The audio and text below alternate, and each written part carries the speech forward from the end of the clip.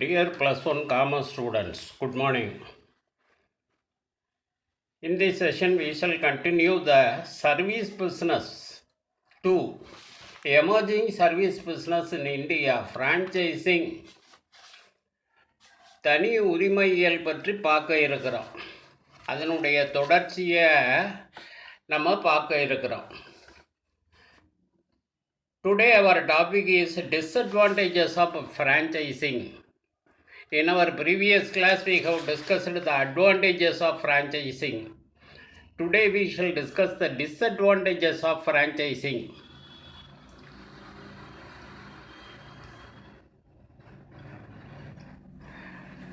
In your book bag also, there is a very short answer question. State 2 disadvantages of franchising. What are the disadvantages of franchising? Franchising fees, fixed royalty payment, danger of image tarnishing, lack of freedom.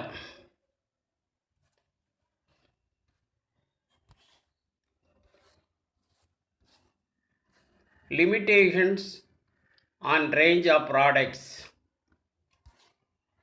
Okay. We will see the first disadvantage.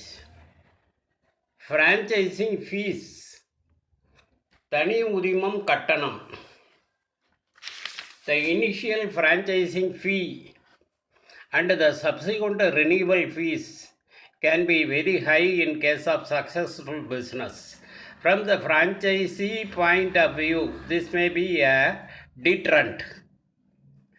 தொடக்கத்தில் தனி உரிமை கட்டணமாக அதிக தொகை வசூலிக்கப்படுகிறது.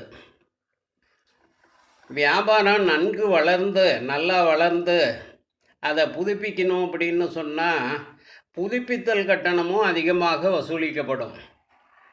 தனி உரிமத்தை வழங்குறவர்கிட்ட தனி உரிமம் பெற்றவர் அதை தொடங்கும் போதும் பிறகு புதுப்பிக்கும் போதும் அதிக தொகையை செலுத்தும்படியாக இருக்கும்.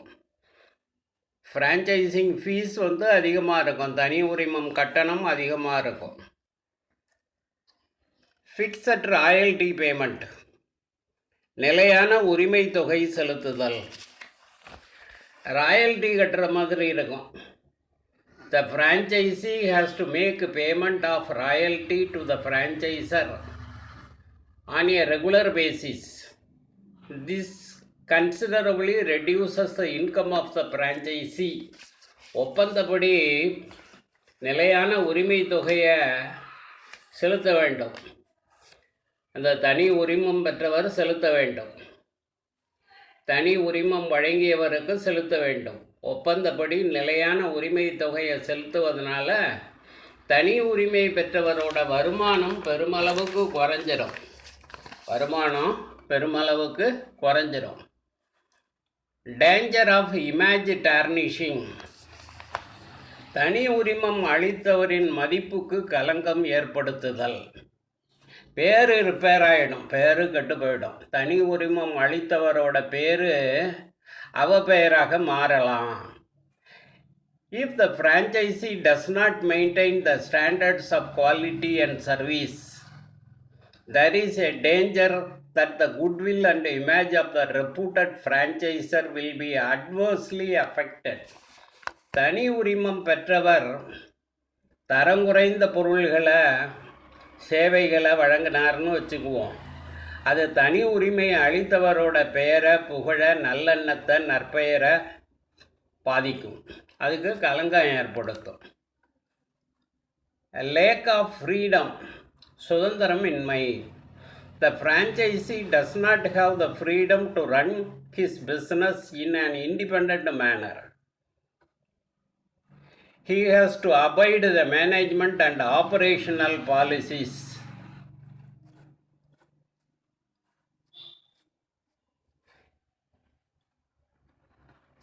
He has to abide by the management and the operational policies of the franchisor. This may serve as a deterrent whether suitable to him or not. தனி உரிமம் பெற்றவர் தன்னிச்சையாக வியாபாரத்தை நடத்த முடியாது. அவர் அனைத்து செயல்பாடுகள்லையும் தனி உரிமையும் வழங்கிய நிறுவனத்தோட கொள்கைகளும் அவங்களோட மேலாண்மை முடிவுகளையும் கட்டாயமாக பின்பற்ற வேண்டும். இதனால் அவர் வியாபாரத்தில் சுதந்திரம் பாதிக்குது.